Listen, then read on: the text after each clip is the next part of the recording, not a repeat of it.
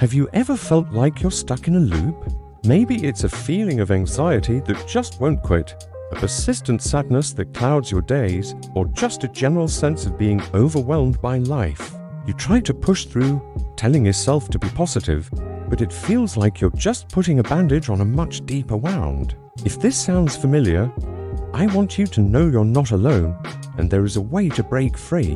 The key isn't just about changing your circumstances, it's about healing your mind. And when you heal your mind, you truly begin to heal your life. Welcome, everyone. Today, we're diving deep into a topic that is incredibly close to my heart, the profound connection between our mental well-being and the quality of our lives. It's a journey of transformation that starts from within. For years, I believed that external success, the right job, the perfect relationship, the approval of others was the key to happiness. But no matter what I achieved, that feeling of inner peace remained elusive. It wasn't until I started to turn my attention inward to the landscape of my own mind that things began to shift in a powerful way. Think of your mind as the operating system for your life. If the software is buggy, filled with viruses of self-doubt, negative thought patterns, and unresolved emotional pain, then everything you try to do will be affected. You'll experience crashes, slow performance, and constant error messages. You might be able to function, but you're not thriving. Healing your mind is like running a deep system clean, deleting those corrupted files, and upgrading your software to a version that supports a life of joy, resilience, and fulfillment. So, where do we begin this healing process? The very first step is awareness. We have to become conscious of the stories we tell ourselves. Our minds are constantly narrating our lives. What is your inner narrator saying? Is it a harsh critic, constantly pointing out your flaws and reminding you of past failures? Or is it a compassionate friend, encouraging you and celebrating your efforts? For many of us, that inner voice is far from kind. We wouldn't talk to our worst enemy the way we sometimes talk to ourselves. The practice of mindfulness is a game changer here. It's not about emptying your mind or stopping your thoughts, it's about observing them without judgment. Imagine sitting by a river and watching leaves float by. Your thoughts are like those leaves. You just notice them, acknowledge them, or there's a thought of worry, there is a thought of self-criticism, and then you let them float on by without getting swept away by the current. This simple act of observation creates a space between you and your thoughts. In that space, you realize you are not your thoughts. You are the observer. This separation is the beginning of freedom. Let's try a quick exercise together right now. Close your eyes if you feel comfortable, or just soften your gaze. Take a deep breath in and a slow breath out. Now, just for the next 30 seconds, pay attention to the sounds around you. Notice the thoughts that pop into your head. Don't fight them, just notice them, and then gently bring your attention back to your breath in and out.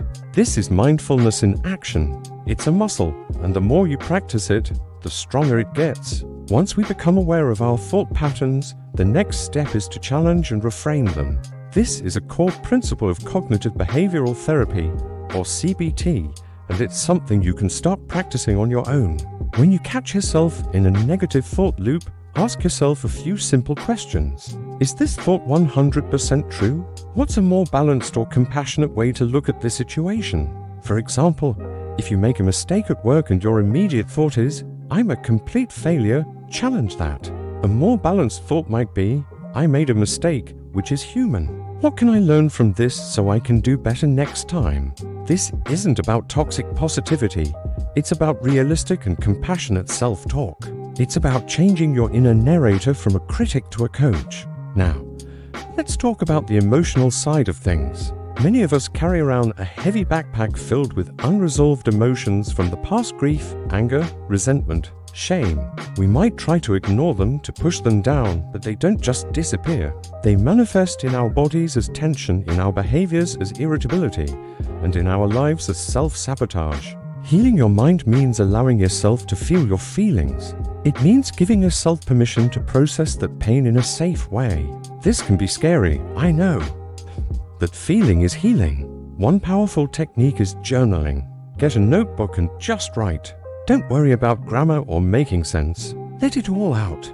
Write to the person who hurt you without ever sending the letter. Write about your fears, your dreams, your frustrations. This act of transferring your emotions onto paper can be incredibly cathartic. It helps you understand them better and releases their hold on you. Another crucial part of emotional healing is forgiveness. And I want to be clear, forgiveness is not about letting the other person off the hook. It's not about saying what they did was okay. Forgiveness is about releasing yourself from the prison of resentment. It's a gift you give to yourself. Holding onto anger is like drinking poison and expecting the other person to get sick. It only hurts you. Forgiving might mean journaling about it, talking it through with a trusted friend, or working with a therapist. It's a process, and it's about reclaiming your own peace of mind. Of course, healing our minds isn't just about introspection. It's also deeply connected to our physical bodies and our daily habits. Our brains are not separate from the rest of us. Think about the foundational pillars of well-being: sleep, nutrition, and movement. Are you getting enough quality sleep? Sleep is when our brain cleanses itself of toxins and consolidates memories. A lack of sleep directly impacts our mood, our cognitive function, and our ability to handle stress. Prioritizing a consistent sleep schedule is one of the most powerful acts of self-care you can perform. Similarly, what are you fueling your body with? Processed foods high in sugar can contribute to inflammation and mood swings. A balanced diet rich in fruits, vegetables, and healthy fats provides your brain with the nutrients it needs to function optimally. You don't have to be perfect, but making small, consistent choices to nourish your body will have a huge impact on your mind. And then there's movement. Exercise is one of the most effective, yet underutilized, tools for mental health. When you move your body, whether it's a brisk walk, a dance party in your living room, or a yoga class, your brain releases endorphins, which are natural mood elevators. It also helps to reduce stress hormones like cortisol. The key is to find a form of movement that you genuinely enjoy. Don't force yourself to run if you hate running. Find what feels good for your body and mind. As we bring all these pieces together: awareness, reframing thoughts, processing emotions, and caring for our physical bodies, we begin to see a real transformation. The anxiety that once felt crippling becomes manageable. The sadness lifts, allowing moments of genuine joy to shine through. You start making choices that are aligned with your well-being, not your old patterns of self-sabotage. You set healthier boundaries in your relationships. You pursue goals that truly light you up. Your external world begins to reflect the peace and wholeness you are cultivating within. This is what it means to heal your life by healing your mind. This journey is not a straight line. There will be good days and there will be challenging days. That's okay. The goal isn't perfection, it's progress. It's about treating yourself with the same compassion and patience you would offer a dear friend. And remember, you don't have to do this alone. If you're struggling, reaching out for support is a sign of incredible strength. Talking to a therapist or a counselor can provide you with tools, guidance, and a safe space to navigate your healing journey.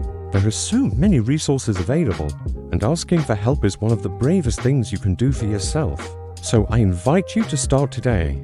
Pick one small thing. Maybe it's practicing 5 minutes of mindfulness. Maybe it's challenging one negative thought. Maybe it's going for a 10-minute walk. Every small step you take to heal your mind is a step toward creating a life you truly love. You are worthy of peace. You are worthy of joy. You have the power to heal. Thank you so much for spending this time with me today. If this video resonated with you, please give it a thumbs up and share it with someone who might need to hear this message. And don't forget to subscribe for more content on living a happier, healthier life. I'd love to hear about your own journey in the comments below. What's one step you're going to take this week to heal your mind? Let's support each other. Until next time, take care.